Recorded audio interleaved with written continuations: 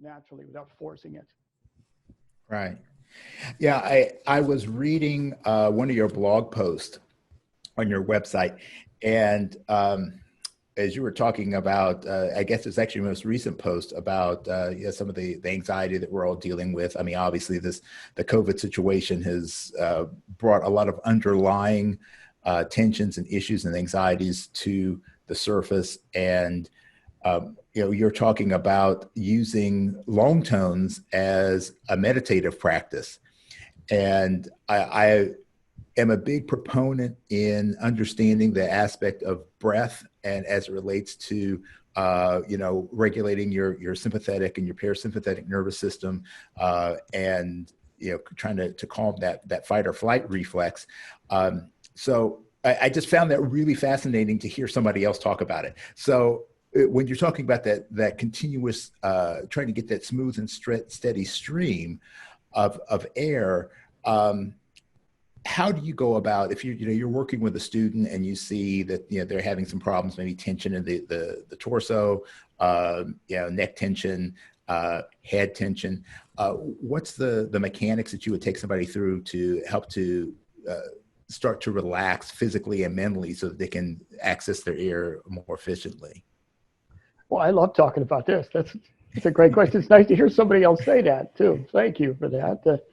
So the mechanical part, so there's two aspects of this. There's one, or three rather. It's a cognitive behavioral component of it, and there's a mechanical part, which you described. That would be more towards the behavioral part, correcting the mechanics of it. And then an explanation or psychoeducational part of it. Why am I getting stressed? Where does this unsteady air come from? So the mechanical part, the first part of the last part of the question you asked is, let me grab my trumpet down here. When you're playing through the horn, there's going to be some resistance that the trumpet creates, when you blow through it and you blow through the tube or the actual horn part.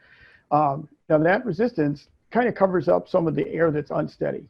In other words, it makes it not as evident. So we want to first get the air as steady as we can before we start playing the amplifier part of the trumpet, which is the part without the mouthpiece, the horn with a bell, right?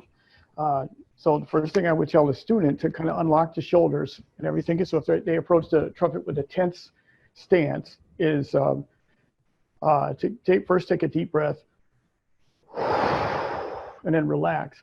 And in a few moments, if this is okay with you, I'd like to explain why someone gets tense, the reasons why. Let's do it. So to correct it, first of all, it would be to establish steady air. The first thing you do each day is to establish steady air. What that means is you take the mouthpiece. This would be like the beginning of the stamp routine. A lot of players do this. Malcolm McNabb or Turo does. And you'd first play a low C. Oh, kind of mute in there. Low C, so you can get a reference. You can use a piano too if you want. And then it's to buzz a low C. Now, I haven't buzzed a low C in a few minutes, and I did this on purpose. I want you to listen to how unsteady my air is.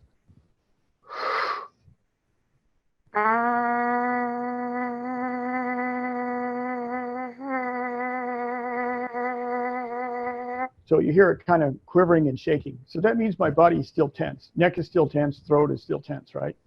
And there's more neurotransmitters kind of flying around in the front part of my brain than I need. And I'll explain that in a minute so it makes more sense. So I need to calm all this down. The next thing I do, take another deep breath. Kind of let it all out. Then play this low C again.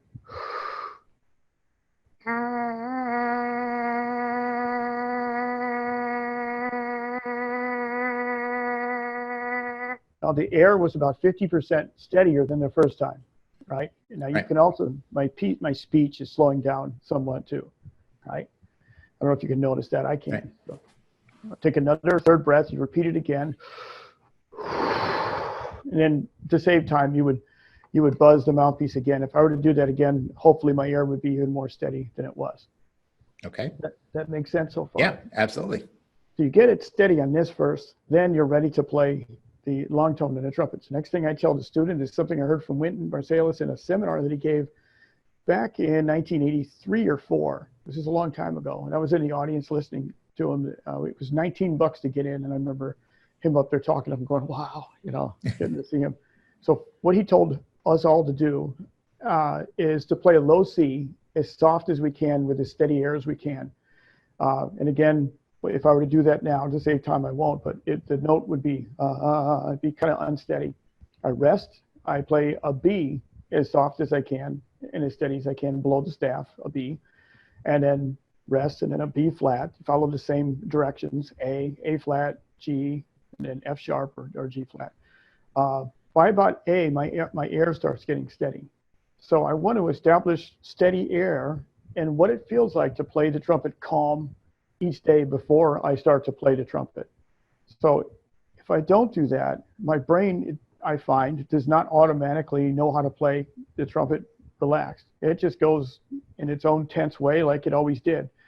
So I learned if I do the same thing I always did, I'm going to get the same thing I always got. I'm going to get tight. If I don't teach my brain and body how to relax each time, I'm going to get tight. Does this make?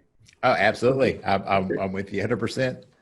Okay. So the next part, while you're watching this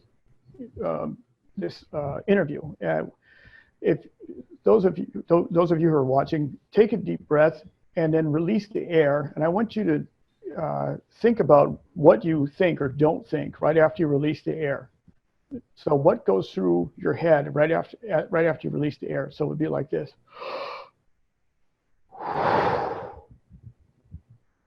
So what goes through my head is absolutely nothing. For about 2 seconds, I can't think of anything. It's just a tabula rasa blank. I can't think of a thing.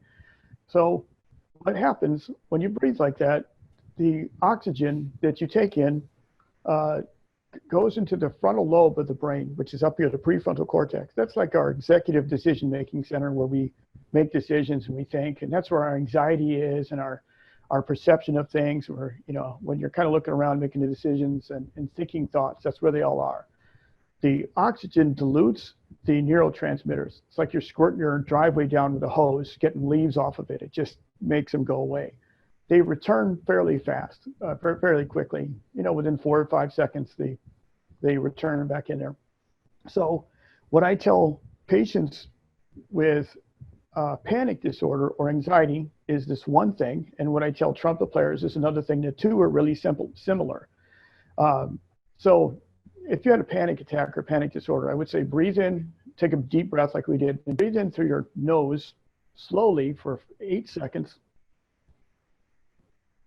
Relax your shoulders, hold your breath for 4 seconds, breathe out the mouth for 8 seconds. With steady air. That takes 20 seconds because it's 8, 4 and 8 is 20. Then you repeat that 3 times. And what you're doing when you're holding your breath is the body is taking the oxygen that you have in your lungs and it's sucking it up into the frontal lobe. That's the first place that oxygen goes. So it's like you stepped into a Las Vegas casino where there's shoving a bunch of oxygen in there. Right. And that calms down the hypothalamus, the parasympathetic nervous system, sympathetic nervous system. It calms all that down. So if we're ever watching a terror movie, like a horror movie like Friday the 13th or something, you notice that when you're watching the movie, like say you're watching Psycho, I'm a little bit old school, so this probably was made before many of you were born. Apologize for that, but any terror movie, let's say. So somebody's getting stabbed in the shower. You notice you get tense and real tense and your heart's pounding and everything. That's because the hypothalamus gland in your brain cannot tell the difference between reality and perceived reality. It cannot tell the difference. Hypothalamus gland is the fight or flight gland, and it's in kind of in the middle of the brain, and it affects the frontal lobe, it affects the brain.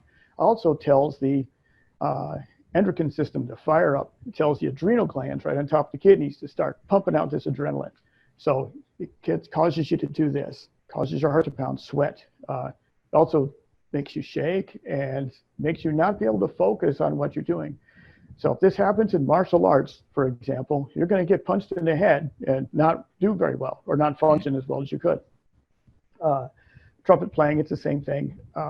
For anxiety, it soothes the hypothalamus when you do that breathing exercise. When you start to do that breathing exercise, it tells the hypothalamus everything is okay. Therefore, the hypothalamus associates, if you do it while you're watching a terror movie, it associates watching the terror movie with being relaxed instead of feeling terror. It assimilates the two together. So when you play the trumpet, it assimilates when you breathe with steady air, like we talked about with the Winton's long tones and with the mouthpiece. You assimilate playing the trumpet with being relaxed instead of how we were brought up to play the trumpet, which is you got to hit the high note. It takes more power and pressure and energy. That's the way you got to get the note out when you're trying to play. So instead of doing this your whole life, which is proper, what you have to do to get the note out, you have to relearn how to play relaxed so that you can be efficient again. And that was a long talk, and I appreciate you listening to that. I was trying to get it out as fast as I could before you to death, but. Oh no! Don't sweat it. Don't sweat it. That was great.